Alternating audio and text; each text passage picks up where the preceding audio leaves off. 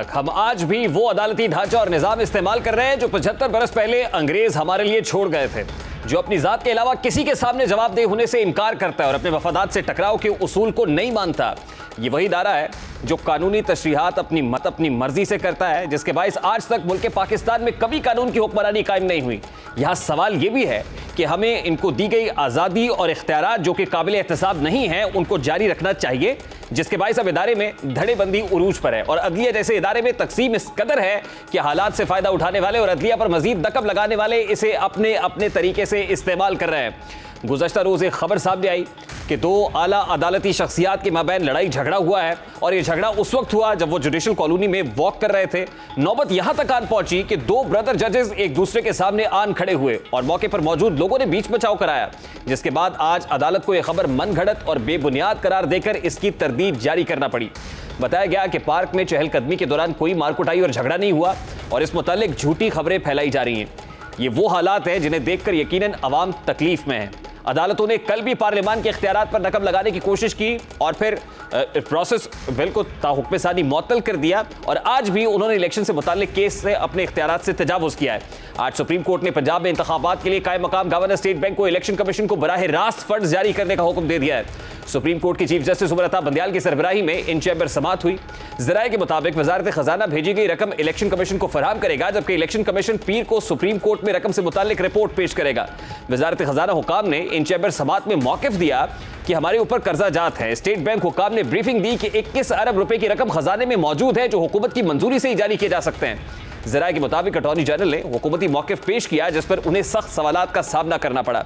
जजेस ने फंड जारी न करने पर इज़हार बरहमी करते हुए वाज़ेह किया कि अदालती हुक्म पर अमल करना पड़ेगा।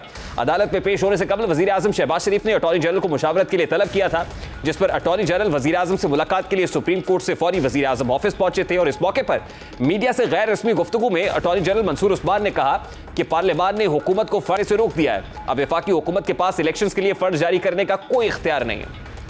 फेडरल कंसोलिडेटेड फंड है, उसमें से कोई भी पैसा निकलना है तो वो कौमी असम्बली की अप्रूवल से, ठीक है। तो हुकूमत को भी कोई डायरेक्शन देने के लिए कौमी असम्बली की अप्रूवल चाहिए होती है और फिर जब हुकूमत के पास वो अप्रूवल आ जाती है तो फिर हुकूमत आगे फर्दर इंस्ट्रक्शंस करती है। अब हुकूमत के पास तो ये अप्रूवल नहीं है ना, वो लीगल पोजीशन तो ये है। फेडरल गवर्नमेंट ने तो कंप्लाई कर दिया ना ऑर्डर, जब फेडरल गवर्नमेंट ने वो कानून ले गई कैबिनेट से अप्रूव करा कर, तो ऑर्डर की कंप्लाइंस फेडरल गवर्नमेंट ने तो कर दी ना, बाकी तो पार्लियामेंट क्या है।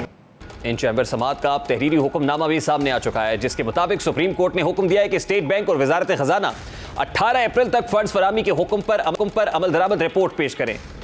इसके स्टेट बैंक के मुताबिक 21 अरब रुपए सोमवार तक फराहम किए जा सकते हैं और हुक्मनामे के मुताबिक स्टेट बैंक के मुताबिक हुकूमत के मुख्तलिफ अकाउंट्स में 1 खरब 40 अरब से जायद के फंड्स मौजूद हैं।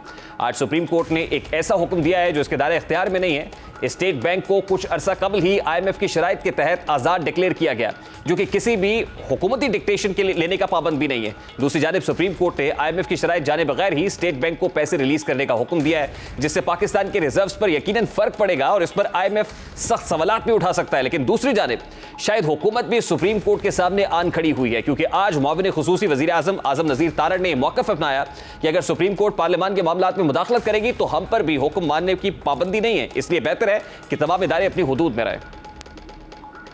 सुप्रीम कोर्ट अपना काम कर रही है, हम अपना कर रहे हैं। सुप्रीम कोर्ट सिर्फ ये है कि अपने दायरे में रहें, सारे दूसरे के दायरे में ना आए। सर, ये कोई कॉन्फ्लिक्ट तो पैदा नहीं हो जाएगा?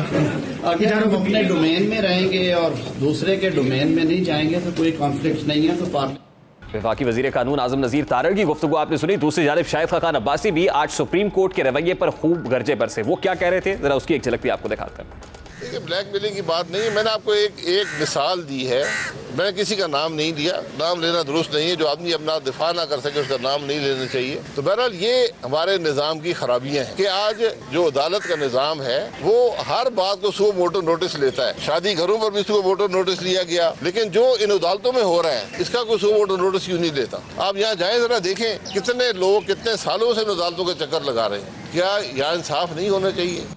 आज हुकूमत ने सुप्रीम कोर्ट के हुक्म के बाद पार्लियामान का इजलास तलब किया। जराये के मुताबिक इस इजलास में बिलावल भुट्टो जरदारी, आसिफ अली जरदारी, शहबाज शरीफ समेत तमाम अहम रहनुमा शरीक हुए।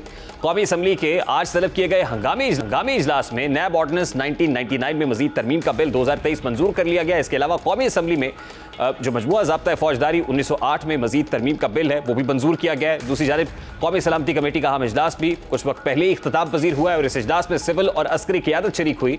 इजलास में वज़ीर आज़म, वफाकी वज़रा, अरकान पार्लियामान, सूबाई वज़रा आला और IGs भी शरीक हुए।